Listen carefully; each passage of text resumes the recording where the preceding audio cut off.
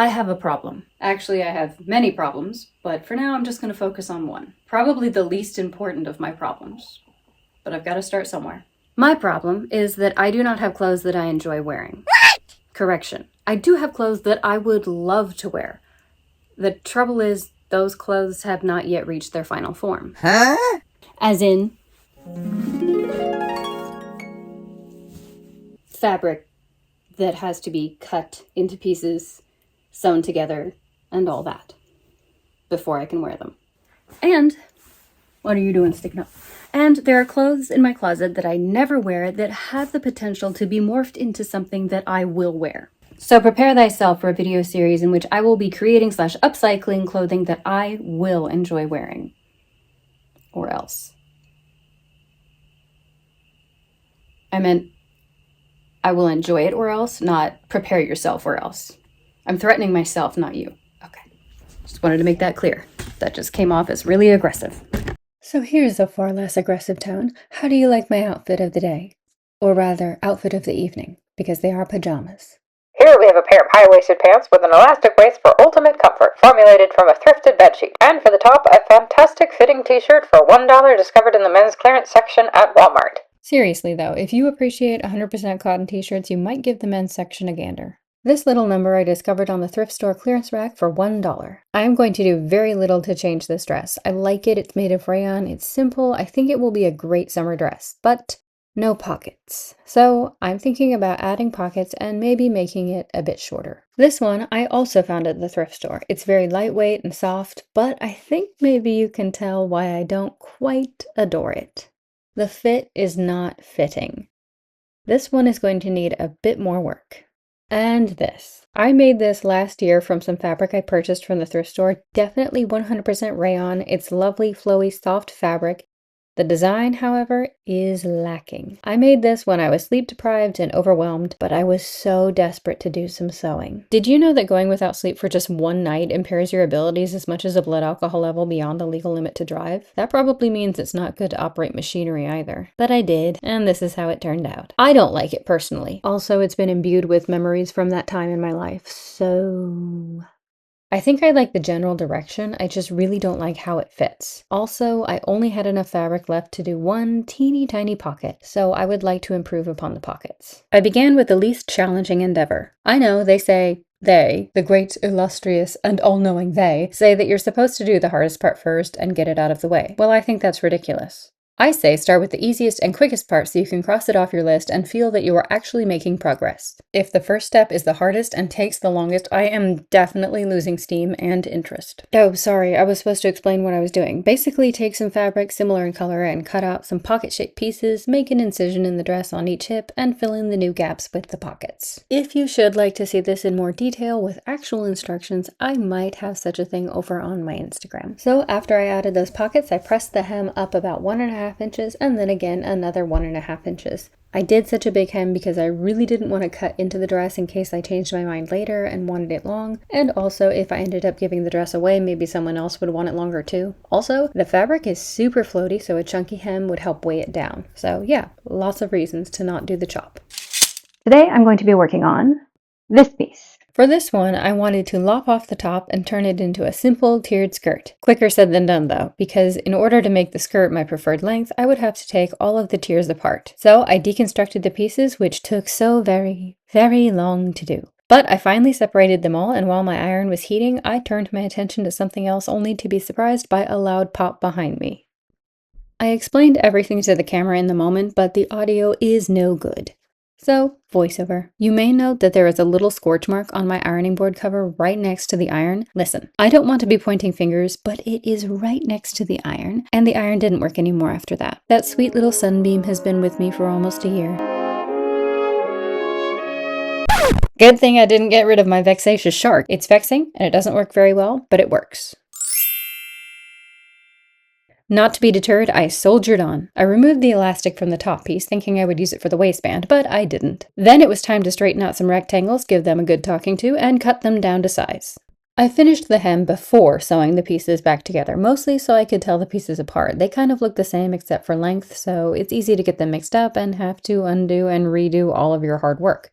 Not that I've ever done that. I finished the edges. I love finished edges, but I've been trying to be a bit more selective with which fabrics I choose to finish because thread, it adds up. But it was absolutely necessary this time because the fraying power was strong with this one.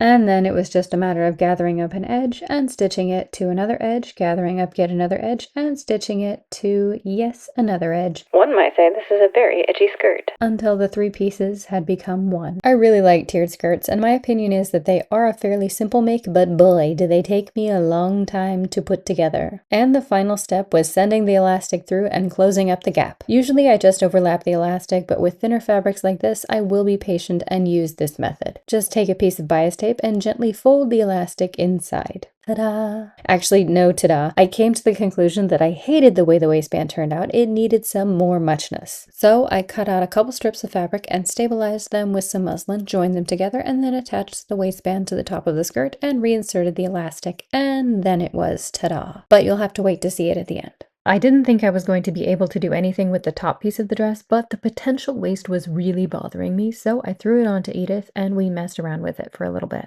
And once again, the audio from this portion is atrocious. I believe I basically said something like, my design is limited by the amount of fabric that I have to work with, which isn't much, so I don't have very many options, but I will have to choose one that is something that I will definitely wear, not just something that works, but something that works, and that I will wear, because that's the point of this whole thing. Another goal I had was to try to do as few steps as possible and work with the shape I already had. I really didn't want to be taking things apart and putting them back together any more than I had to. So what I came up with was to kind of shape the neckline to a soft slope and then put some buttons down the front and add a waistband and take the back in a little bit, making it a little bit more of a tailored piece, and then give the sleeves a bit of a poof and ruffle.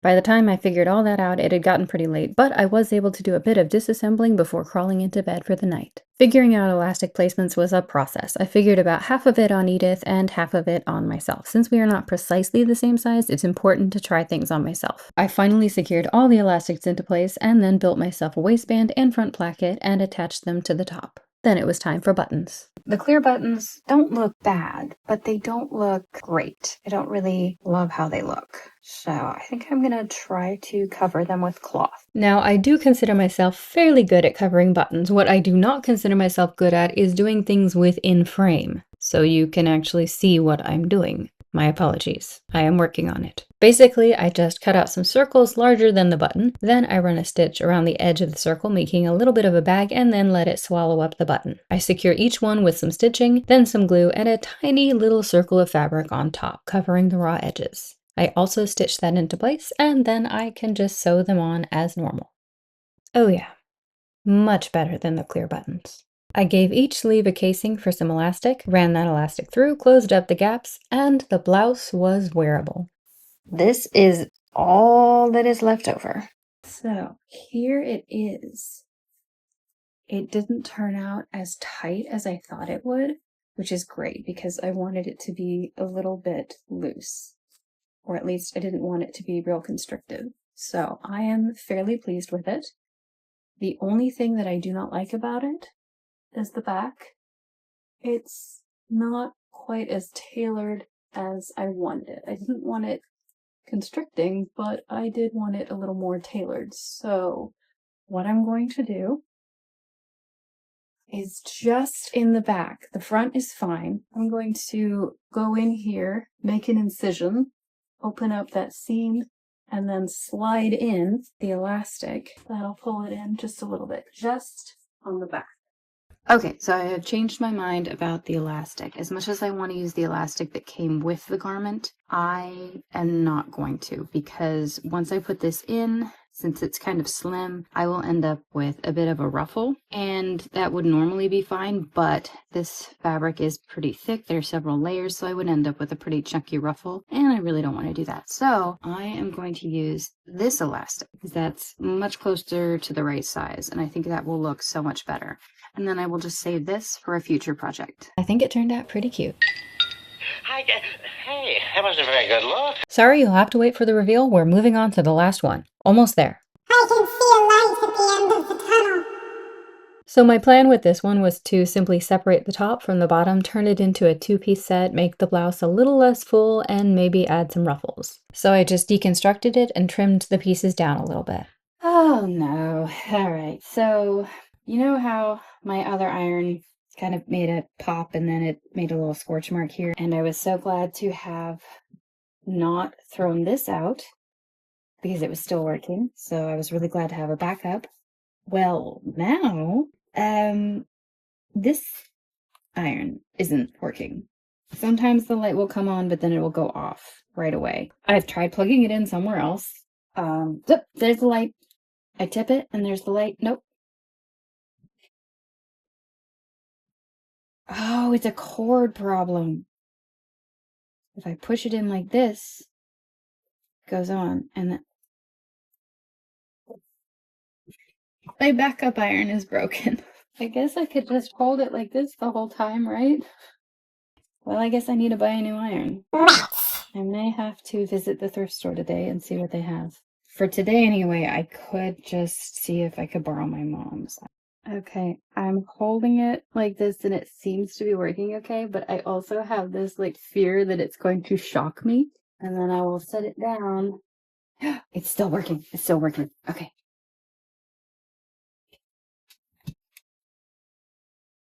Still working.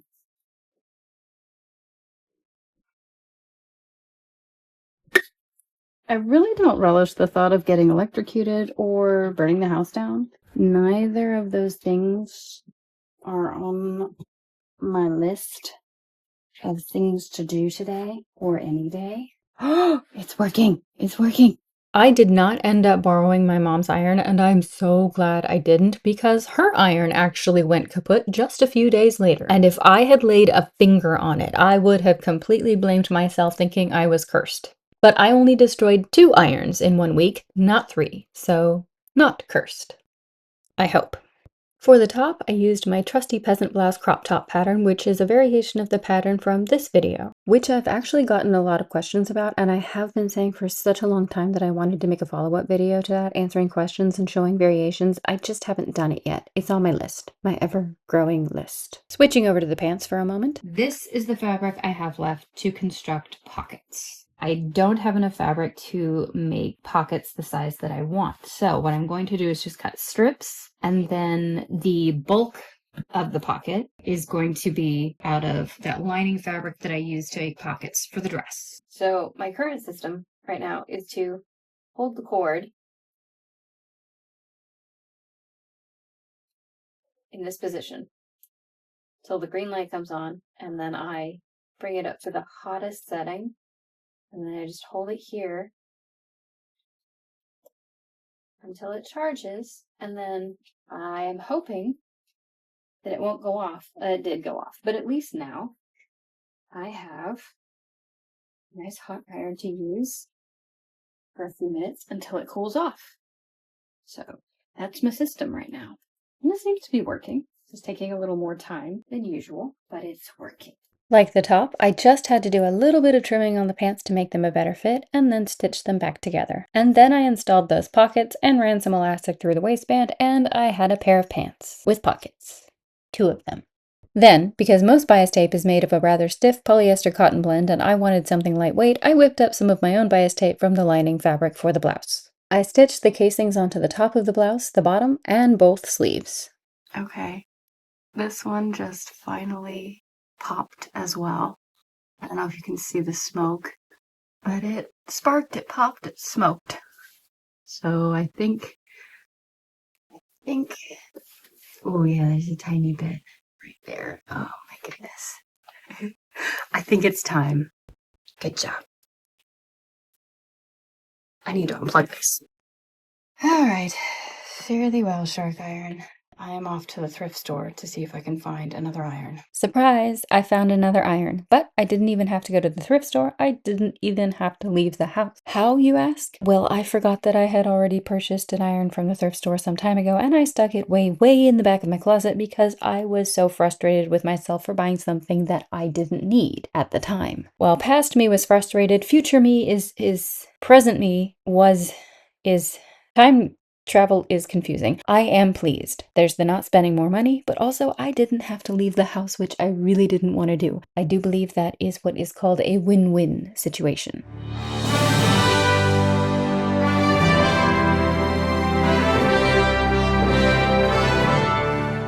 With Gerard's help, I was able to speedily press down the edges of the blouse for extra crispy ruffles. Crispy ruffles, but not burned to a crisp. I really don't relish the idea of burning the house down. I don't like it when electrical devices send off sparks. I just don't appreciate it. And finally, I ran the elastic through all the casings on the blouse. Yes, this is me actually running elastic through the casing on the pants, but I guess I didn't film me putting elastic into the blouse. But it's pretty much the same thing. It's exactly the same thing. Anyway, want to see how everything turned out?